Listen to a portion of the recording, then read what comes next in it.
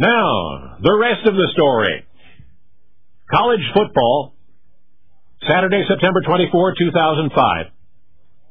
Notre Dame was poised to clash with the University of Washington in Seattle. It was nationally televised. You may have seen it. Anyway, Notre Dame took the opening kickoff. The player who caught the ball fumbled it. Notre Dame recovered, but on their own 1-yard line. Now, you're backed up against your own goal line. You keep it on the ground. You've got to. Unless there's some late-in-the-game desperation, you rush. Give your quarterback some elbow room.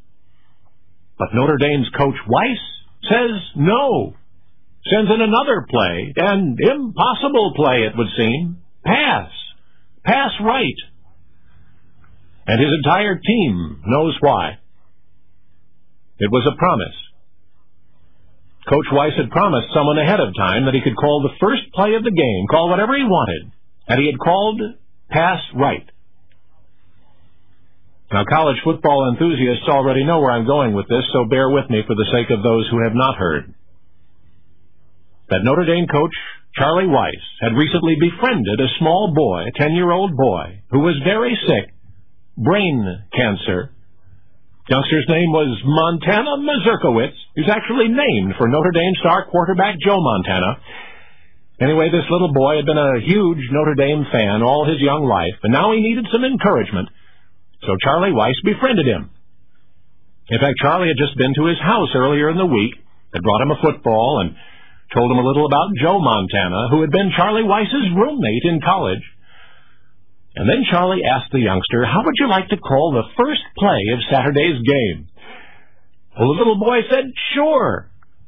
And then he said, pass right. So now you see what's happened here. Nobody could have predicted that Notre Dame's first possession would be on their own 1-yard line, the last place from which you want to pass. But here they were.